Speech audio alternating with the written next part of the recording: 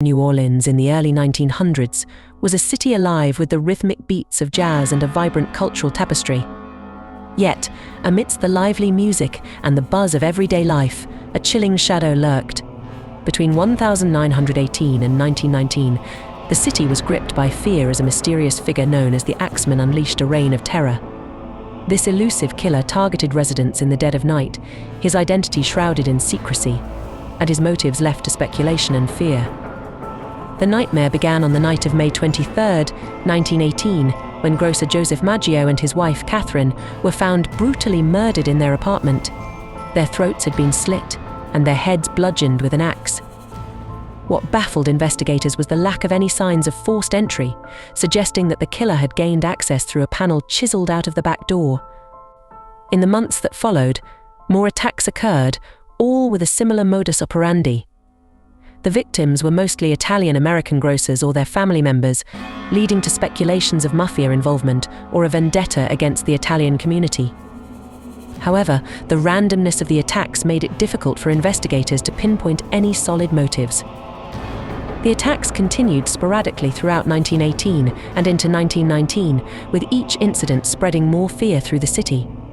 The press dubbed the killer the Axeman, and his notoriety grew with each murder. Residents began arming themselves and staying indoors at night, fearful of becoming the next victim of the shadowy murderer. Despite increased police efforts, the Axeman remained elusive. Witnesses described a tall figure with dark clothing and a slouch hat, but the killer was always gone by the time authorities arrived. The city was in a state of panic, with rumors spreading as residents sought explanations for the horrifying events. The terror reached a fever pitch when, on March 13, 1919, a local newspaper received a letter purportedly from the Axeman himself. The letter, written in a chilling, taunting tone, claimed that he would strike again but offered a strange caveat. "I am very fond of jazz music, and I swear by all the devils in the nether regions that every person shall be spared in whose home a jazz band is in full swing at the time I have just mentioned. If everyone has a jazz band going, well then, so much the better for you people." This bizarre proclamation sent the city into a frenzy. On the night the letter specified, jazz music filled the air as residents hosted parties and played records, hoping to placate the Axeman with their music.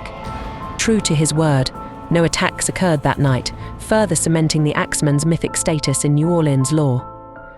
The Axeman's reign of terror eventually ended as mysteriously as it began. After a final attack in October 1919, the murders stopped and the Axeman vanished without a trace. Despite extensive investigations and numerous suspects, the true identity of the Axeman was never discovered, and the case remains unsolved to this day. The legacy of the Axeman lives on in New Orleans folklore, a chilling reminder of a time when fear gripped the city and a mysterious killer roamed the streets. The story of the Axeman has inspired numerous books, songs, and even an episode of the television series American Horror Story, keeping the legend alive in popular culture.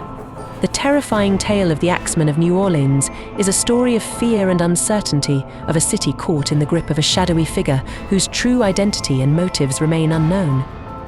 As jazz played through the night, the city was reminded of the thin line between order and chaos and the enduring power of a mystery that refuses to be solved.